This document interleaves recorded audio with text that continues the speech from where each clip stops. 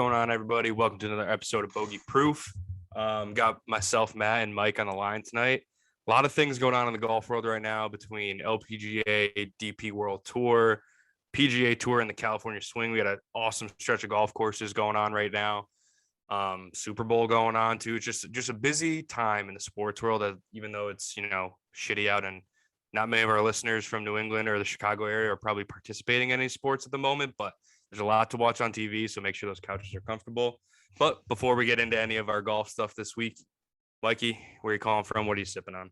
Yeah, back here in Ann Arbor, cruising here in our winter semester here at the University of Michigan in grad school. Oh. They call it the winter session, and I was very confused by that because usually you're right, the second term of the year is the spring, right? It's the spring. But the semester's done at the end of April, so you're pretty much just dealing with winter at this point, right? So interestingly enough, it makes sense that it's called the winter semester. But sipping here on a little Trader Joe's Shell House lemon seltzer, keeping it nice and refreshing here as we do this recording on a Tuesday night.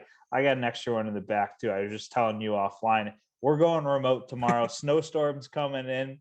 If I have a couple extra cocktails tonight and I don't wake up till 8:15, I roll out of bed, I'm still online by 8:20. So not too big of a deal. Going to take advantage of the weather while I can. Mr. Fontaine, where are you dialing in from? And are you sipping on anything up there? Well, for our listeners out there, it's officially February 1st.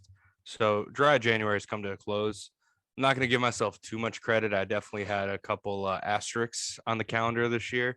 But overall, it's always good to kind of just tone it down and have the drinking be limited to 4 days in a month instead of, 2-3 times a week or whatever it may be on the normal weekend cycle. So all in all, dry January, successful, although not perfect this year.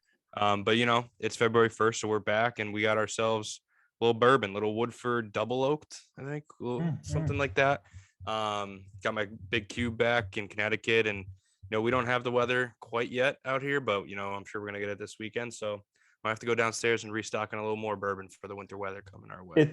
It's about the process. It's not about perfection, Matthew. Exactly. So if someone tells you you had to be perfect for it to count, they clearly don't understand the process, and they are someone that you need to get out of your life.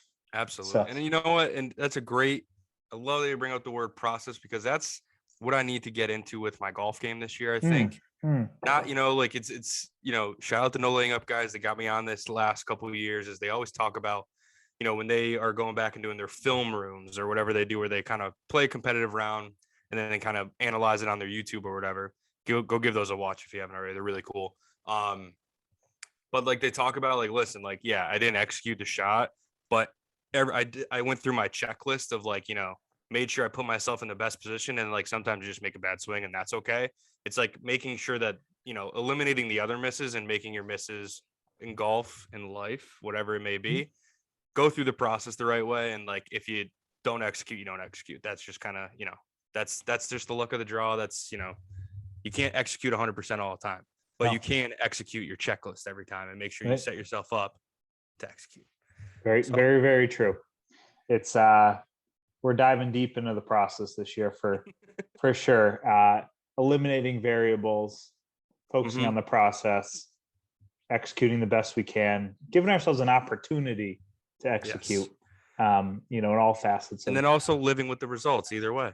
You do all that other stuff, the results, they don't matter, because as long as you do your process successfully, it was a success. Yes. This is getting very theoretical. Absolutely. And I think we need to readjust here and move on to the recap. Back to golf. Let's do what we do best here. Recap. Let's go overseas first. Let's go Dubai Desert Classic. Victor Hovland getting it done. Absolute stud. Ball striking machine. We've been on his case for probably the existence of bogey proof that he is one of the next superstars, and things are kind of starting to come to fruition with 3 wins and whatever it is, 5 or 6 starts. Obviously won the Hero, which is really only 18 or 22 guys or whatever it is, but a tremendous field in itself, goes over there and really takes down a pretty strong field, over there in the desert. What was kind of your takeaway? And, maybe talk about Victor and then maybe a couple of the guys that came up short that you liked what you saw. Yeah, I think you nailed it there. Like Victor is, I think, asserted himself now as one of the superstars in the game for sure. I mean, now I think with that win is officially number 3 in the world, which is crazy. To think about, just, given how young he is. And like, it seems like just yesterday he was, at the Travelers making his debut as a professional and things like that. And now all of a sudden he's got probably 5 or 6 worldwide wins and 3 and 5 starts, like you said. And it's all good stuff. I mean, he's just, like you said, just ball striking machine. He just hits it better than everybody else. And it's like, at the end of the day, you can look at whatever stats and analytics and you got to chip and putt and all this stuff. But at the end of the day, if you just hit it better than everybody else, you don't necessarily have to putt better than everybody else. You just can't like putt the absolute worst, like there's a little more wiggle room when you hit it as good as he does. And I think I didn't watch the full rounds, obviously being overseas, the timing just a little off, but it just seems like he's brought the putting and chipping aspect of his game to like a neutral level, as opposed to being just an absolute like anchor to his game. Yep. Where he can just like, similar to like what a Colin Morikawa does, of just like, hey, when I get a good week with the putter or a good week around the greens, like my ball striking's so damn good that I'm going to be in the top 5. And then he's got a little bit of a killer in him. Like he was 6 back to start the day or something crazy like that. And went down and went out there and got it. So can't say enough good things about Victor Hovland. I really like am circling him on my, major watch this year. I don't know about Augusta for him, just given the putting and the chipping will be tough. Yeah. But I mean, he turns it right to left. Yeah. He can take advantage of some of those holes, and he's such a prolific ball striker. I think it's hard to see, like, he's going to give himself 14 looks at birdies. Yeah. They might not all be great, but I don't know. With how good those par 3s are there and how demanding they are, you got to look to the best iron players in the world. Obviously, Tiger's he was the best of the best in everything, but he was such a good long iron player and such a good mid iron player that like every par 3 was a birdie chance for him. Right. Where there's other people out there that are kind of just working their ass off to make it 3. But yeah, I would agree. I don't think that's his best chance, but the other 3 though. I mean, I something crazy's got to happen for him not to be in the mix at St. Andrews or at Southern Pines or Southern Hills, whatever one it is, in the country club too. I just see, like you said, the ball striking is just so good. If he keeps this form, he's going to have a shot at 2 of those. I bet you he's, top 10 going into Sunday. But like you said, some of the other guys that he got it done, he kind of beat on his way to his 3rd win here in the last 6 starts was Richard Blandy. Talk about a career resurgence in his old age. Got his first, it was still the European Tour when he got his first win at age 47 or 48 last year, whatever it was, which was a really cool story. And then he kind of rode that momentum the next, like for most of the summer. He was tied for the lead after round 2 of the US Open last year at Torrey Pines, which is like, I mean, you think about the ball strikers and how demanding that course is. And I mean, Richard Bland's 48. He doesn't hit it, 330 yards in the air and have like the strength to muscle it out of the rough like those guys. But he just plodded his way around and was playing good golf. And it's very similar to what you see when you see him go against Victor Hovland in a playoff. Like Victor takes driver out over the trees, cuts a bunch off of the 18th hole par 5, can throw a, long iron to maybe a 5-wood up there on the green. And he's back there having to lay up and whatever. But shout out to him being able to play that style of golf and, get into that conversation as is, he's impressive and, at that age to, be hanging around with those guys. And of course, can't go without mentioning my guy, Rory. Another close call. I want to say if we had these close calls last year, I would never complain about it because his game was not there, but just the way he finds a way to like break your heart every week. It's just like, it's not promising. Tied for the lead going down to 18th. Again, like I said, it's a reachable 5. elects to hit 3-wood off the tee and then have to hit another 3-wood into the green, given, a 3-wood distance. Like I said, I think Victor had like 230 in the playoff, and Rory had like 260 something because he hit 3-wood. Had to hit another one, hit it in the water, makes a bogey. Not great. But you do, like, if you just kind of didn't know that that's how that hole went, you'd take a, solo third as a positive as he wraps up his Euro play. And I think his next start is the Genesis at Riv. So, Rory's the one of the bigger question marks for me in the golf world right now. It's like, feels like he's at a very critical point of like this is going to turn one way or the other pretty soon here. And it's something to keep an eye on the next few months for sure, to say the least. But I think the one thing that we can kind of lean into a little bit with Rory is that, as much as it hasn't been like, I think in today's day and age, we often see it like it's quick, right? It's, players are 10th, 15th in the world, and then they win twice in a row. Next thing you know, they're third, right? Or they win a bunch in 6 months and they're first in the world. Rory's kind of had this like gradual increase the last year or so, or like 6 months or so. He's kind of went from being like in that 11th, 12th range. Now he's sixth in the world. And like, right, he won in Vegas last year. He's been all around the lead in the Middle East in those conditions, twice now, just kind of struggling a little bit down the stretch. Like, his game, obviously, as far as like a consistency standpoint, is trending where we would want it to. I mean, I think the question really is, does he have kind of the killer instinct that he had early in his career to get it done? Yeah. And I think he's been very vocal about golf isn't everything to him. And he's such a talented player that he's gonna do well in some capacity. I don't know. He's like, it's just different. I'm not surprised that he's sixth in the world, but it also kind of confuses me because outside of Vegas last year, I don't feel like he's like won anything big, but he's all over the lead. So it's an interesting story. Something to keep an eye on for sure. But I'm always anytime I see his name, I'm always, favoriting it on my leaderboards and making sure I keep an eye on Rory as always. But to the other men's professional event going on last week at Torrey. Honestly, Torrey, I think we said this in the preview, as much as we don't love the course or whatever, we're kind of, burnt out by it, whatever you want to call it. The leaderboards usually never fail. You always get something you want to pay attention to coming down the stretch on the back nine on Sunday. You had a Jason Day resurgence going on, holes out on 14 to tie the lead and kind of limps in from there, but haven't seen his name on a leaderboard in a long time.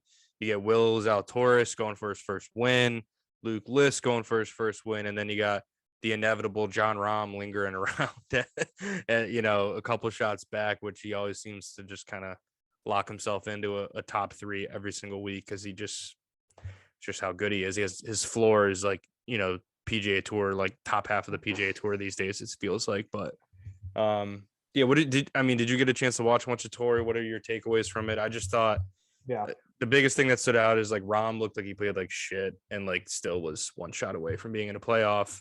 Luke List, 37 years old, first career win. I thought was pretty cool. But what else did you call your eye? I think, gotta highlight John Rahm, and I think it just further solidifies that he's probably, a little bit ahead of everybody else in the world as far as his ability right now.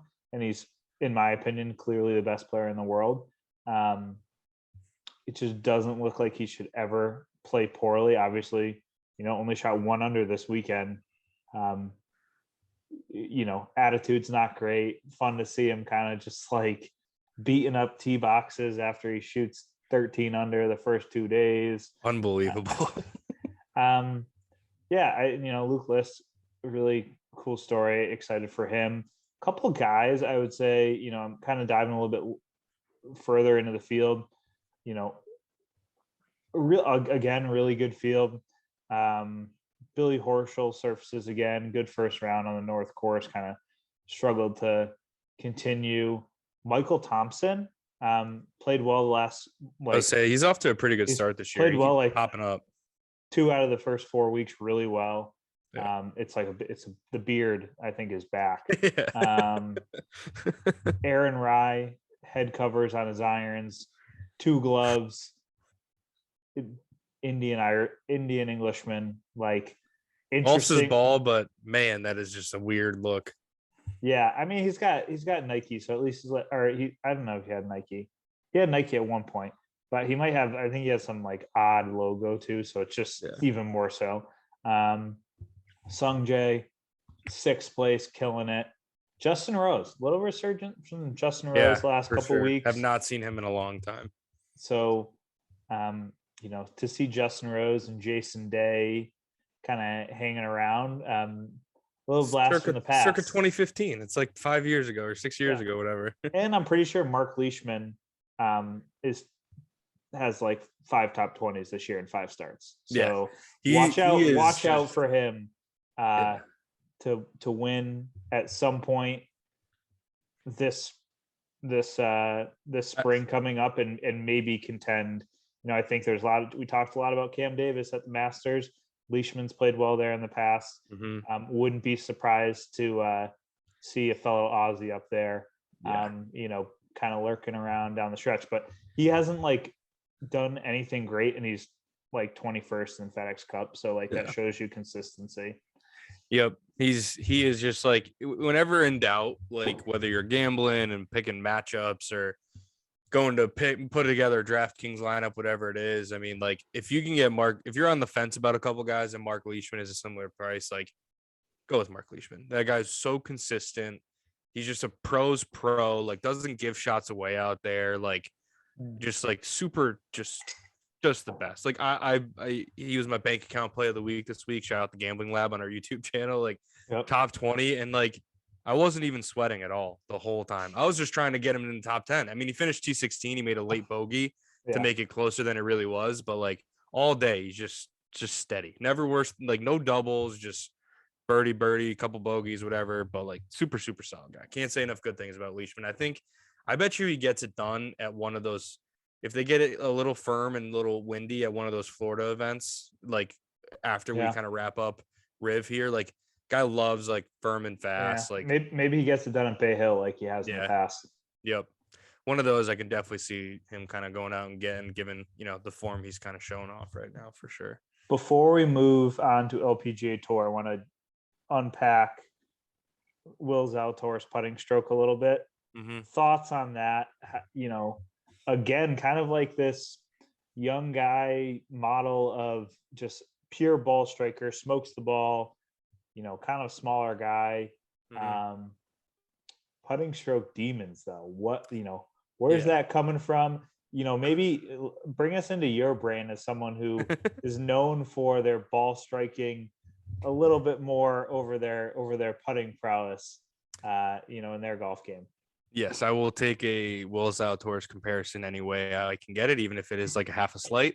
When we talk about this young model, right, of just ball strikers and the short game kind of lacks behind, like the thing with his is it's like demonic yips. It's not just like, it's like Victor and Morikawa have struggled with putting, but to the sense of where it's like, man, you hit it to 15 feet 10 times today and you made one, it's more that versus like Willie Z. Like honestly, the further away he is from the hole, the better it looks, honestly. And you get him inside that like 6 foot range, inside that friend zone, and it's like super inside, like block, like leave the face wide open, miss the hole from 2.5 feet, like, or just go the other way and the full figure 8 loop and like just shut the face and like miss it way left. He's got like.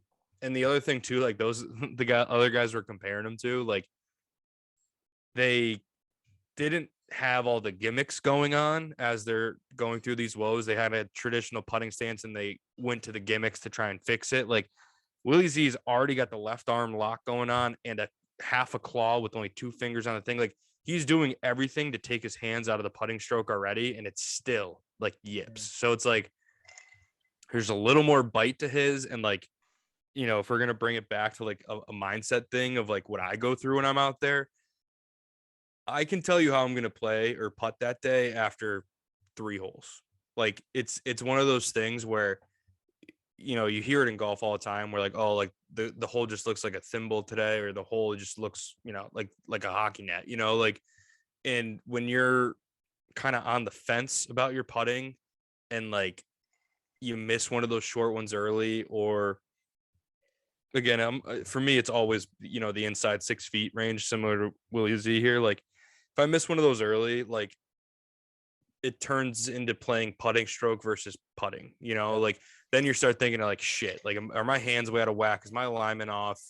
Don't trust your lines the rest of the day. You start second guessing everything, and it gets in your head. And then like once that starts going, like you got no shot. Like you hope that you are 8 feet away versus 4. Like it gets to that point in your head where you're just like, God, like I don't, like you just feel like, you know, the hole becomes the size of a thimble. It's all about like, and you know, I don't want to speak for him, but I feel like if it's one of those things where if he, you know, gets one of those in the first 3 or 4 holes, that scary range, and he dead center hearts it, like good to go the rest of the day. Yeah. You sneak one in the low side or high side, and on a side where you weren't maybe aiming, and like, you know, you just kind of like not like it didn't take a break or anything like that, but like you like half pushed it, half pulled it, whatever it may be, but it lips in, or if you lip out or whatever, now you start getting way too mechanical. At least I do. It's like, it's just human nature to be like, what the fuck did I do there? You know, like you start thinking way too much, and then it just, you know, it's counterproductive, right? It just, you start spiraling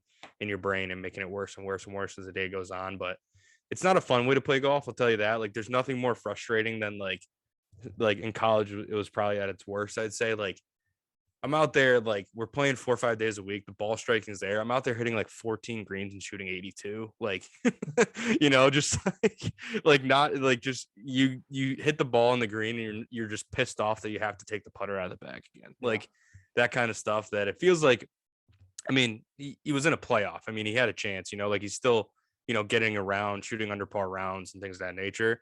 But it does seem like when he gets inside that 6 foot range, like he's like basically just closing his eyes and being like, Jesus, please let this be over. Like, you know, like I, you know, so there's something there that's, I think, a little bit more serious than, you know, some of the other guys that are maybe in that class of just ball striker first and figure out the rest of the game second.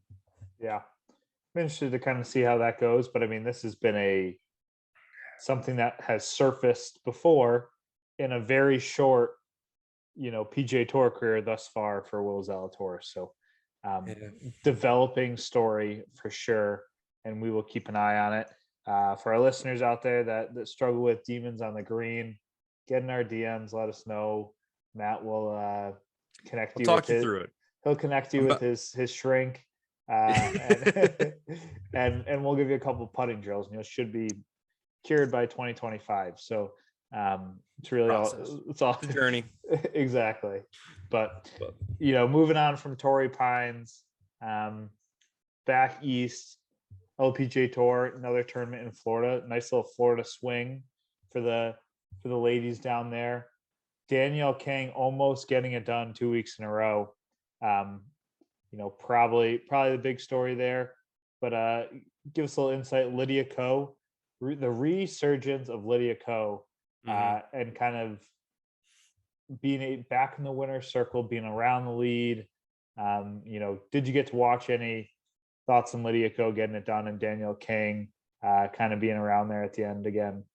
Yeah, I think before we go Lydia Ko, because there's a lot to unpack there, I think, with this win. But Danielle Kang, like you said, like goes one solo second, like 1-2 to start the season on the LPGA Tour. Like quite literally can't get much better than that. Like one shot away from going 1-1 and like being off to a perfect start. And she just seems like one of those players that, like, when she kind of feels it a little bit, like clear the calendar for the next month. Like she's going to be all around it, like chasing people down, making a shit ton of birdies. Like, I don't know if it's like the putter for her or maybe the approach play, but like there's one aspect of her game that, like, once it clicks for her, you just see her run downhill. Like she just starts rattling wins off, top fives, like puts together like a month to 2 month stretch where it's like, like somebody's got to go beat her this week if she's not going to win. Kind of like play, like she's kind of streaky with that. I mean, her floor is not anything of a floor, really. It's still super solid. She's one of the got to be top 10 players on the LPGA Tour, top 5 maybe even with this win, somewhere around there. So shout out to her. Awesome start of the year. Huge fan. I think, I hope she can kind of summon some of that in a major again this year. I think she would probably be disappointed with her major play last year. So hoping she can kind of keep this going a little more consistently throughout the year and be able to peak at, at those important times come major weekends. But to get into Lydia Ko, I mean, where do you even start? I mean, like you said, the resurgence is impressive to say the least. I mean, last year, I think if you were to just take out 2 of the most historic seasons in like LPGA Tour history between Nelly and Jin Young Ko, like both winning 5 times, like Nelly getting Olympic gold, where Lydia Ko got silver, like the Solheim, like everything about it, right? Like if you take those 2 players out and like Lydia or Jin Young Ko winning 4 of the last 7 events on the season, like just stupid seasons for both of them. Lydia Ko was like, it felt like she was top 5 every single week last year. Like the game was there. She just kept running into like a buzzsaw, whether it was Nelly or Jin Young Ko or whoever it was, right? So just all around it last year, but never really broke through. And then it's great to see her kind of get this monkey off her back while she's playing well in the second start of 2022, just to like, you don't want to get those demons creeping in of like, oh, can I still figure a way to win out here? Or is it just like, or is this going to be my new, my new good is going to be top 5, right? I mean, so I'm looking at the world golf rankings right now, the Rolex rankings. Lydia Ko is far and away the best player in the world, not named Jin Young Ko or Nelly Korda. Far and away. From a rankings perspective, she is clearly the 3rd best player in the world. So, if we kind of take them off the table, like you're talking about in 2 historic seasons, she's the best when it comes to people that are kind of on the earth at the moment. Yeah. And, when you take, and just to add some like perspective to this, right? She's only 24, I think, which is crazy to be talking resurgence, right? Like Will Zalatoris is like 27. We're talking about him, being new on the tour and all that stuff. And then between that and like the fact that I think this is her 17th win and like the 2nd win or 3rd win in her 20s, like she won that many times as a teenager, which is absurd. And then shout out Big Randy, no laying up. I know we cite these guys a lot, but they got good stuff. So Big Randy, like I think I talked about it previously with LPGA Tour, maybe in the season preview or season recap. Their Hall of Fame's based on just straight up, like it's a point system, like a major's worth X amount of points, a win's worth X amount of points, like all these different things, right? She's now like only 6 points away from Hall of Fame status already at the age of 24 with like this whole kind of career 2.0 ahead of her. It seems like she kind of has brought her game back to, put her game back together to a point where it's consistent and she can go out there and get it when she kind of gets the right week with, whether it's the putter or whatever it is for her, that is kind of her X factor. So all in all, LPGA Tour, just like, and Celine Boutier up there, like it just seems like we always say, like it's hard to find on TV, so get that. But if you're able to find it on Golf Channel when it's on there, the NBC windows that they get, whatever it may be, like, especially on the weekend, you're always going to see like a battle. Like it always provides like good leaderboards, good finishes. Like very rarely, unless, like you said, unless your name's Nelly Korda or Jin Young Ko, is it like a total bloodbath runaway. You always seem to have like drama and like so many young stars. Like I feel like it's so deep on the LPGA Tour. Like I know we said 1, 2, and 3 are pretty far and away, but when you get past that, it's another really solid group of stars from 4 to 15, 4 to 20 in the Rolex rankings, I think they call them. Like it's always good television. It's always competitive. It's always fiery. Like watching them do it the way they do it and making putts and like, just like breaking down a golf course versus overpowering a golf course. Like it's something that's refreshing to see on TV every once in a while. And again, shout out Lydia Ko, Danielle Kang, like just both off to an awesome start this year, and hope that honestly they're 2 of my favorite players to watch on the LPGA Tour, just because it's just like fiery the way they play, and like they're pretty good about showing emotion out there and things of that nature, and the stories, the backstories that they carry, like all aboard the Lydia Ko and Danielle King train. And hopefully one if not both of them hopefully goes on and gets a major this year. I'd love to see that. Yeah, would love to see both that. I don't know what the odds are, but a little frozen. I don't know what the But odds are. I would say I don't know what the odds are at the moment for Lydia Ko to get a major, but that's a bank account pick in my hammer that. assessment. Like I don't know what it is, It's got to but be a bank account play. like I think you probably get better odds on it because of how good Nelly Korda and Jin Young Ko are than you should. Right? That number is probably, the odds are probably lower than they really should be just because those two people exist. So that's where I'd be going right now. But let's transition a little bit away from golf before we get into Pebble Beach here this week. Fill me in. How did January go? We talked about dry January a little bit, but let me in on kind of this is the progress report for the 2022 goals. Give me a little insight on some of the stuff that you called out, in an earlier podcast and how things are going. Yeah. So, looking back on the 2022 goals pod, I think I said, golf wise, we want to, work on getting the handicap back to plus or at least scratch. It kind of drifted up to like a 2.5 this last year. Game just wasn't solid, wasn't tight. So, and I think the best way for me to do that was to get a more, whether it's playing a more events or, joining a place, like getting a more consistent practice kind of schedule put together for myself. And so far so good. We joined Indian Hill Country Club, shout out.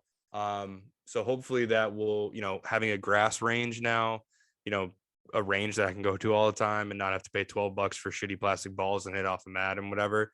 Hopefully that will give me or provide me a little bit better access to just consistently work on the game and to play just a consistent golf course, like a true, like a solid golf course that's going to test me a few different ways, like really solid greens there that I'm hoping to because half the battle for me, like we said, I have my demons on the greens, but I feel like I don't help myself by playing a different course every week. So playing a course consistently will help me, truly identify what's going on, if there is anything going on there. And if not, just at least build some confidence and take a little bit of the variability out of it and just, play consistent greens week over week and build on a little momentum and confidence with the short game. So looking forward to all those things golf wise. Food and booze wise, the year of the risotto 2022 is underway. First attempt last weekend with my girlfriend.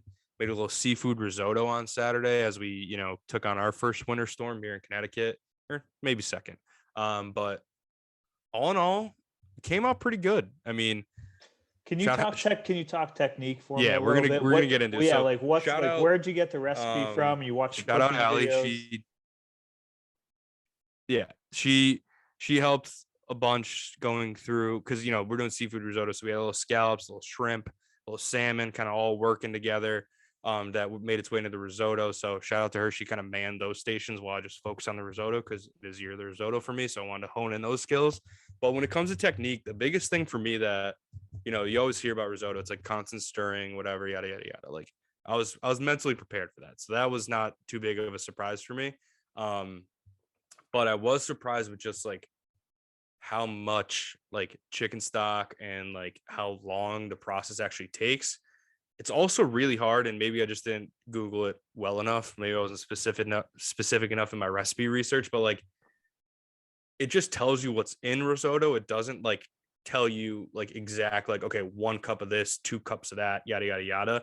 So it leaves room for a little bit of feel. Like, you kind of have to like figure it out. And it's probably because depending on what rice you use, it's probably all different, right? Like there's a lot of different ways you can go about it. So the biggest challenge for me was just like kind of winging it with my sizing of like, hey, I got 2 cups of this rice in the pan.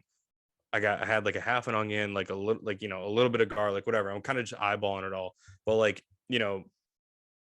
trying to figure out how much stock I need to have, like, warmed up and like ready to layer into my thing. Like just kind of like, I just kept having to go back to the pantry and grab the twist off whatever, box of chicken stock that I thought I was done with. Like I just had to keep going back because it wasn't quite soft enough yet. And then you had a little, like a cup more, half a cup more, half a cup more, half a cup more. And then all of a sudden you're there. So the biggest thing for me, it was just the time it took to kind of really soften up and get to that, like kind of sticky, like, soft, smooth, kind of whatever you want to call it, texture that you look for in risotto. But at the end of the day, it came out really, really good. Like flavor wise, it was there. Again, it definitely just took me like I took it off the heat and had to put it back on because I was like, oh, this has got to be done by now. It looks done. Throw it back on, add more chicken stock, stir that in, work it in, whatever. So a little bit of that I think next time will be a little more prepared for, where I won't, probably do it a little bit better and things of that nature. But overall, we'll call it a good start, but not perfected yet. Again, we're not about perfection, but it was a good first start. It was a good first attempt. We'll give it. So we talked. So you talked food there. Did you have anything related to booze that you wanted to? I did. I wanted to hold myself to like a 3 ingredient minimum in my cocktails this year. But given we're fresh off a dry January, we're going to give myself a little more time to really attack. Yeah. So fair enough.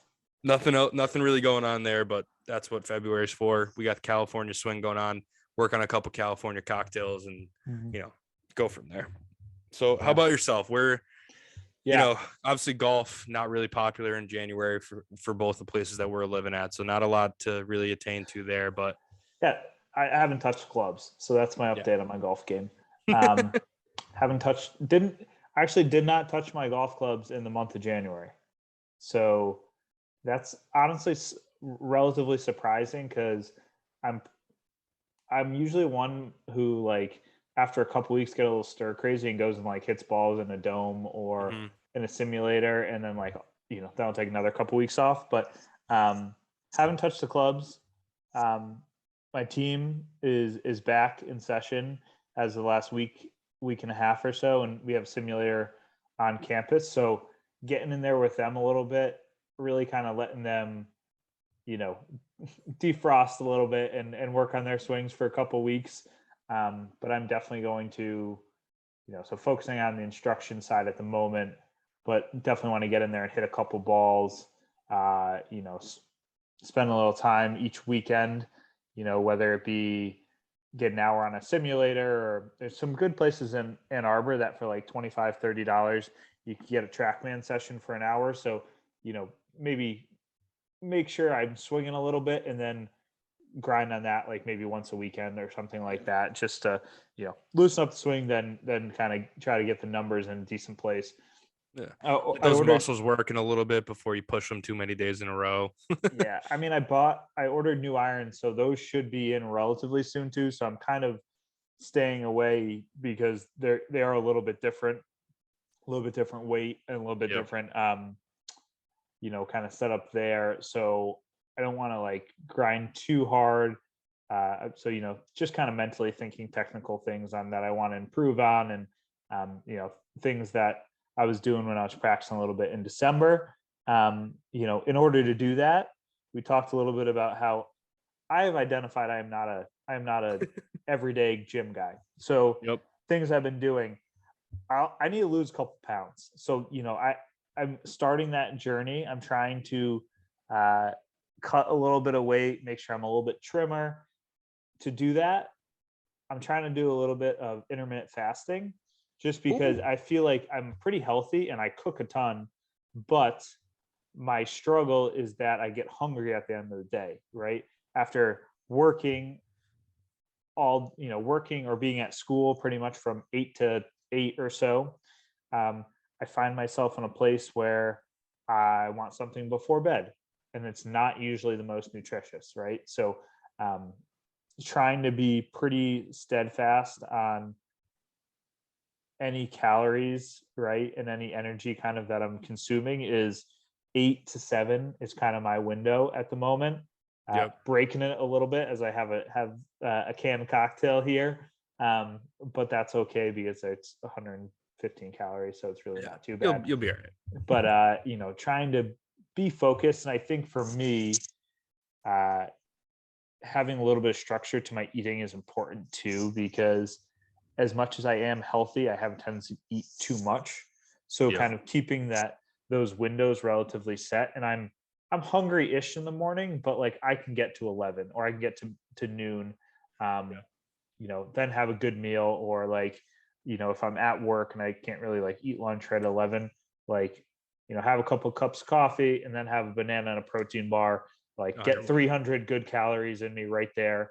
Yep. And have something at 1:00 before class, before I kind of, don't get to do too much. But I think trying to do some of that and adding some structure to it, it will be good for me, and it will help me kind of curb some of those cravings that I have, and then also kind of curb me eating too much and kind of falling down that hole of, because I think it's mentally, it's tough sometimes when you think you're really healthy because you cook healthy and right, you cook all the time and you're eating fresh. Like I eat tons of fruits and vegetables, but like when you're not in a caloric deficit, like you're not going to lose weight, right? So trying to do a little thing just to kind of take away a variable, right?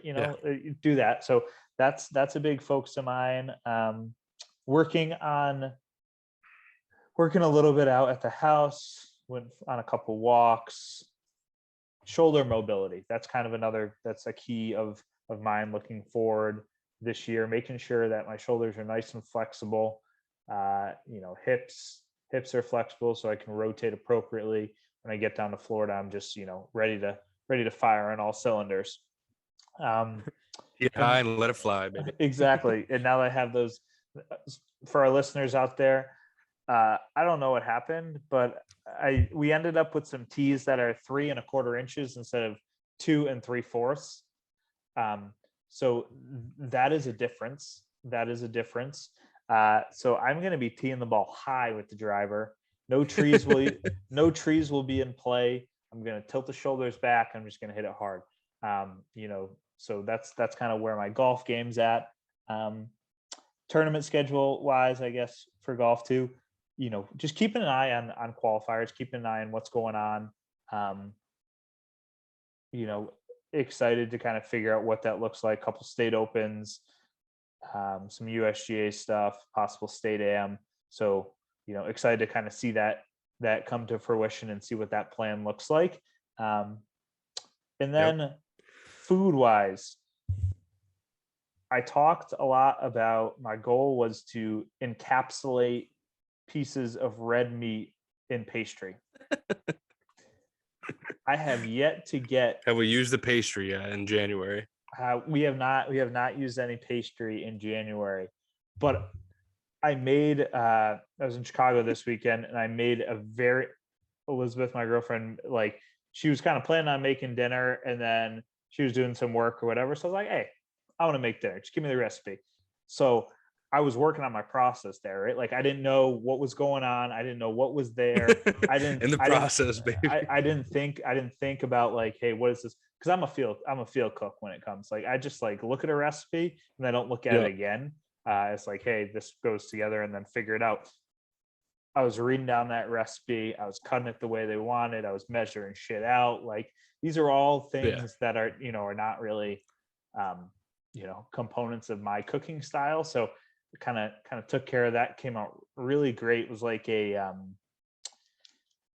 a chicken sweet potato with coconut milk. So it was kind of like a Asian kind of stew sort of thing, but pretty good stuff. Turned out pretty good spice level.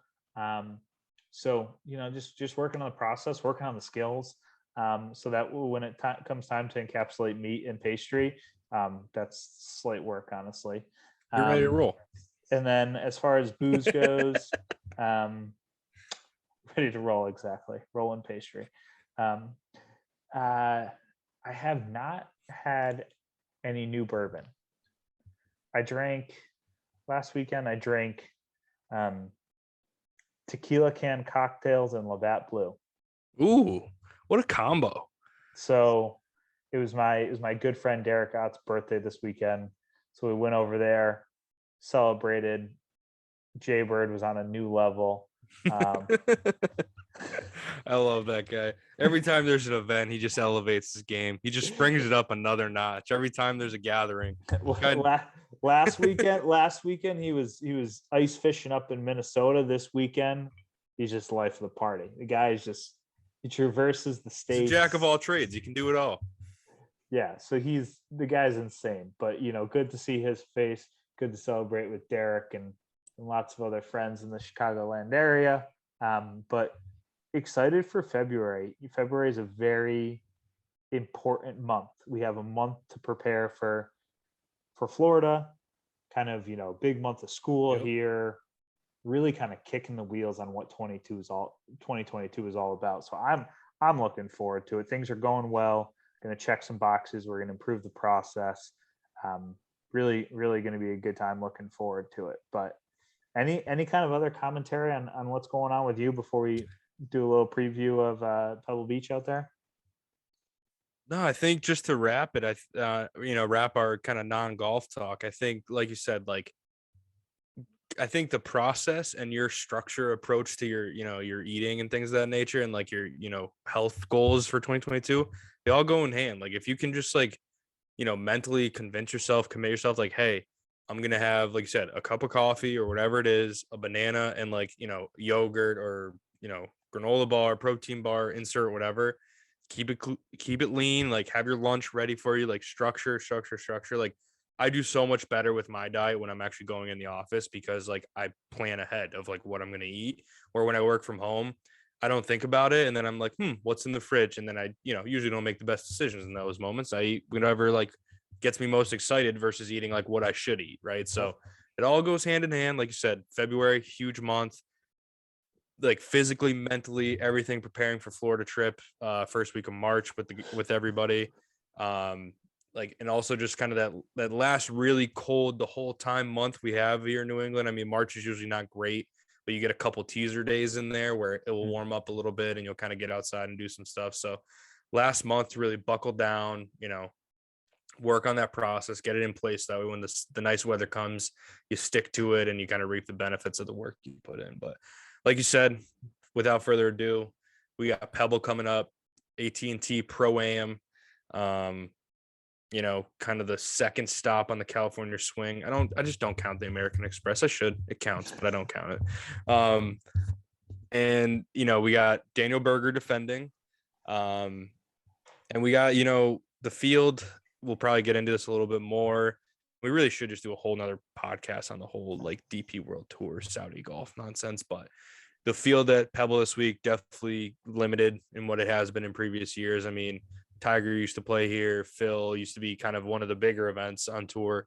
And now if it wasn't at Pebble Beach, I don't know if anybody would watch it at all. It's the field is scarce. I mean, you still have a handful of guys out there. Like I said, Berger, certainly Ryder Cup player, certainly a great player. And Jordan Spieth, there's players, but it's just not what it used to be from a depth perspective, I'll say. And also just looking forward to seeing there's a group of California guys like local or just people that just play super, super well in the California swing that I'm keeping an eye on this week if it comes to gambling, fantasy, golf, whatever it may be.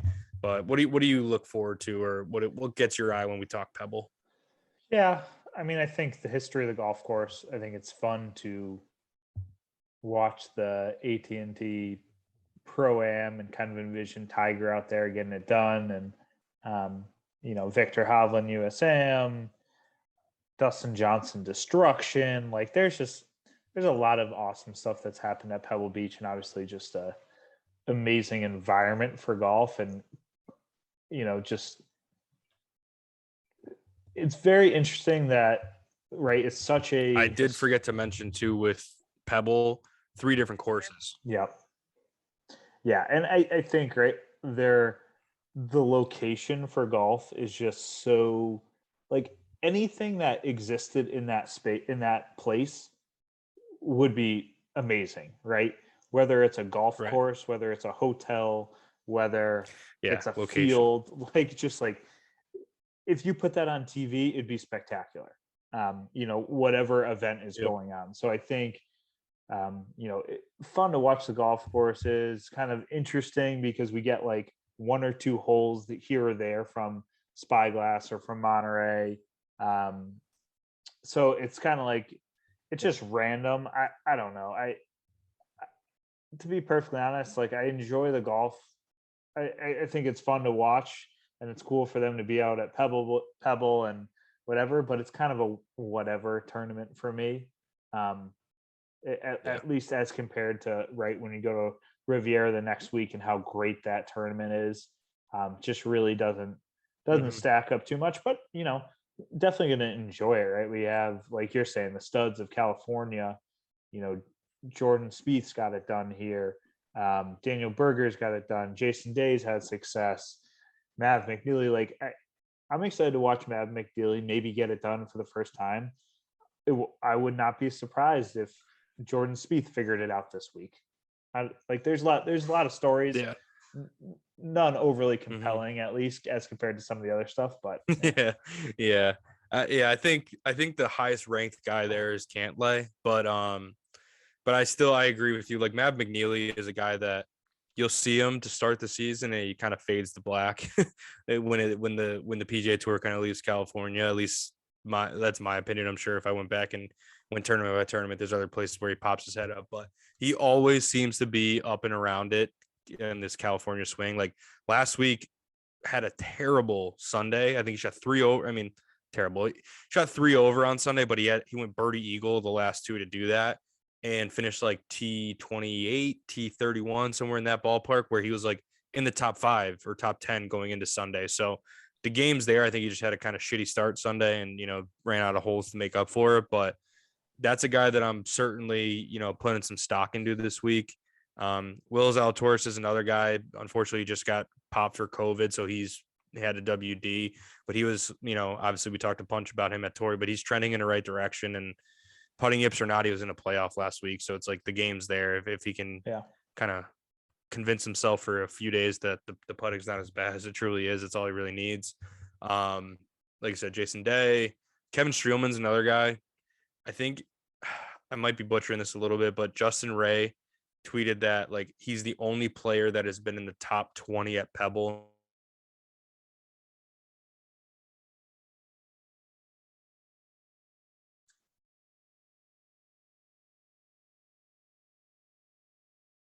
Kevin Streelman, Matt McNeely, Jason Day, guys of that nature, like whatever form put aside, like they just find a way to get it done at this tournament and, this California stretch here that we have over the next few weeks. So keep an eye on those guys. If you get the right price on them, they're worth taking a flyer on, or throwing in a little top 20 bet or something like that to kind of, pad the bank account, whatever you want to do. Yeah. Are you guys doing a gambling lab this week? Or are you gonna put out some bets? What's going on there? Yes. Just for listeners. We will be hitting the gambling lab as always. I think this week's a little late release. We're doing Wednesday night, so it'll be kind of Wednesday night, and then they start Thursday at like noon, 11, whatever it is Eastern time. So kind of a quick window on the gambling lab this week, but we'll go through, our bank account plays of the week, our pick one guy, one line, top 20, top 40, a matchup to win, whatever it may be. Put a play in there and then talk through some just salaries and things of that nature in daily fantasy and who we like, who we think's overpriced, underpriced, etc. That stuff's out there almost every single week on our YouTube channel. So make sure you check that out. And then the Daily Fantasy Cup, shout out friend of the program, TJ, for running that with our, 20 followers we have with Bogey Proof. It's actually a week off this week. We only picked 15 tournaments of the PGA Tour season just so that we could make it a, like doable buy-in and also have a legitimate payout every week. Otherwise kind of defeats the purpose. So we didn't want to do 50 events and make the buyout the buy-in either stupid or the payout's really not worth, the energy.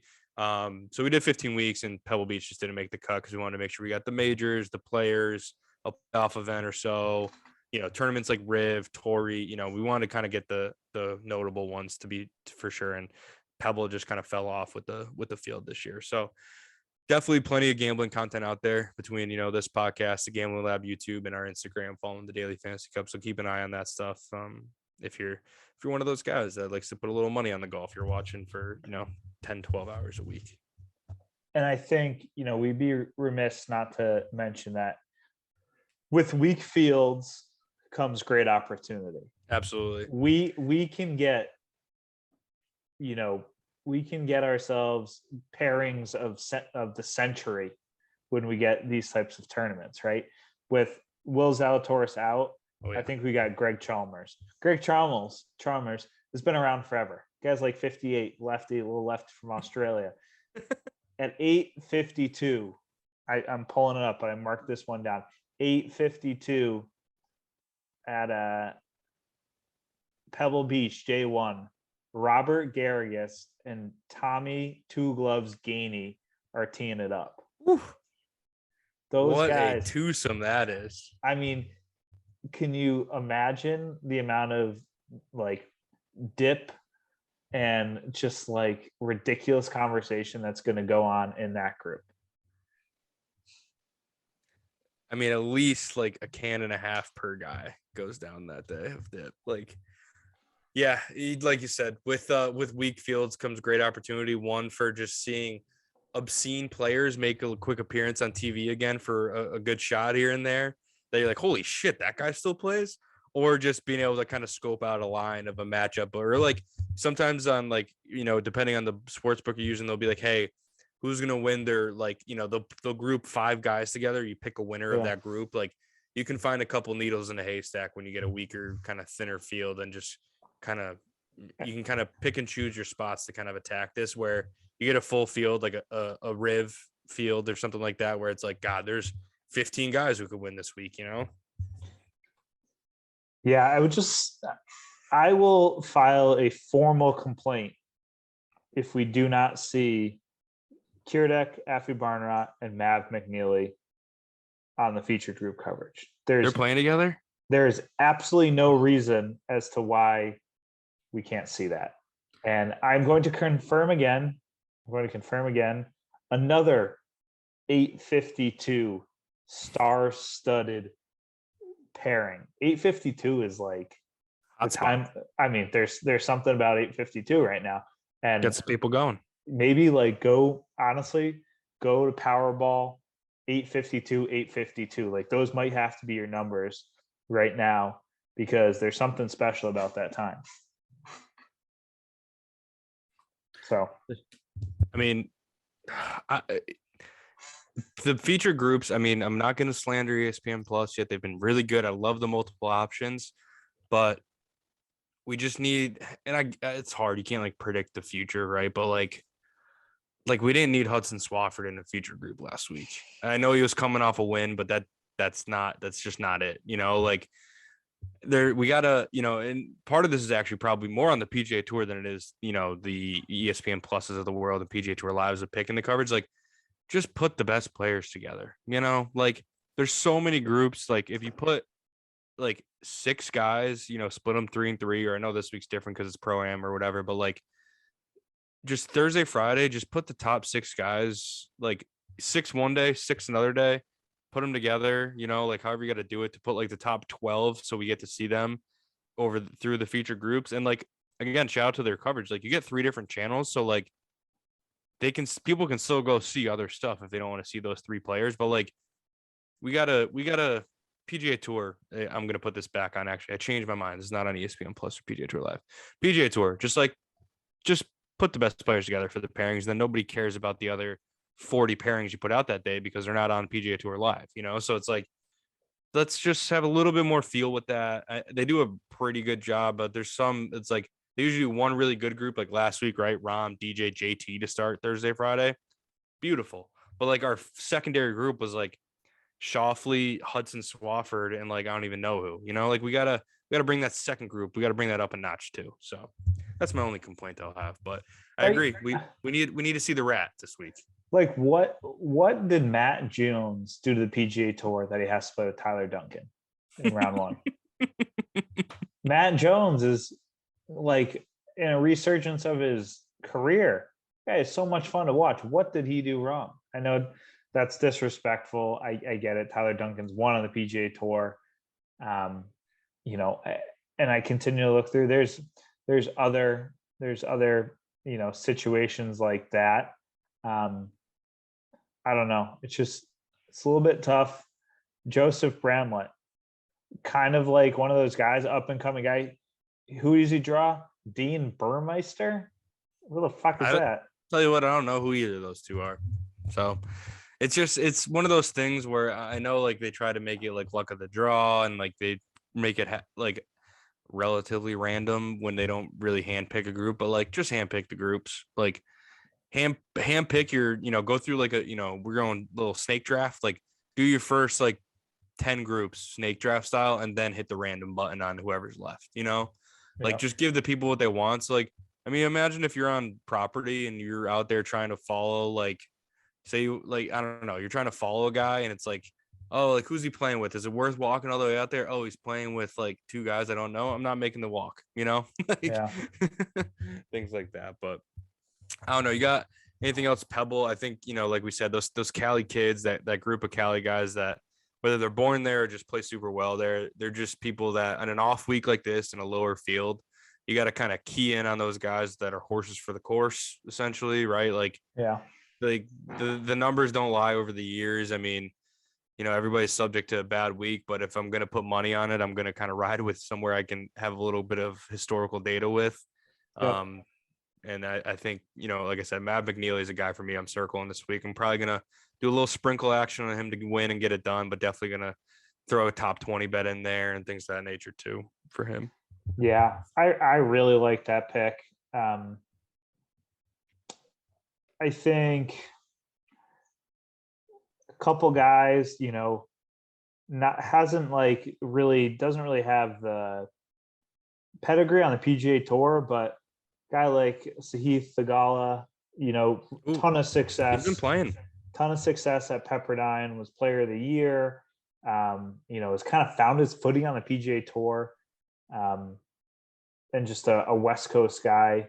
I like him this week. I think if there's a chance for someone to, maybe surprise us and maybe win and maybe break in, it could be him this week. Kind of just quickly rolling through. I don't know. I think another guy that I've kind of liked their game, Danny McCarthy, has been playing really well. Really good putter. Yep. Had a prolific career at Virginia, and just it's taken him like 6 or 7 years to really solidify himself on the PGA Tour. But looking for him to have a big year and maybe a tournament he breaks through, because just the quality of the field is not quite as good as he would see normally. But yeah, I think we'll put out some picks this week too for the listeners, and maybe do a little bit different just because it's not a great field. Maybe we'll do a winner and a dark horse or something, just to kind of mix it up and not just pick solely winners or something. But yeah, something like that. But yeah, looking forward to this week. As much as it doesn't, tickle the senses like it used to when Pebble Beach was kind of the hot commodity it used to be. But I'll watch for a couple good guys, couple Tiger highlights. Gotta always. I'd say the views will still be there. Yeah, the views will be there, even if the field's not. You at least get the Pebble. I think Pebble plays better on TV than Torrey does, and it'll still be enjoyable to watch. And hopefully, you get 2 or 3 of the guys that we actually were able to name up there come Sunday. So can we put all good stuff? Can we put an over under number on what does Peter Jacobsen shoot this week? Like the announcer, Peter Jacobsen? He's in the field.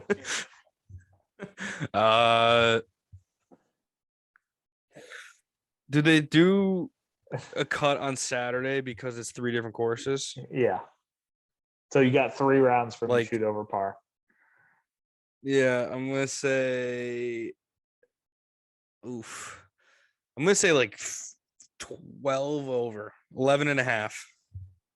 Yeah. I think he just throws I'm going to take the over. 74, I'm going to take the over on that.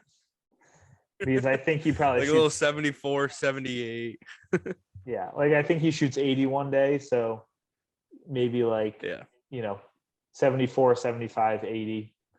That would be right. That's 5. That's only 13. That's 13 over. So yeah, my over number is probably around 12 and a half, 13 and a half for Peter Jacobsen, the announcer.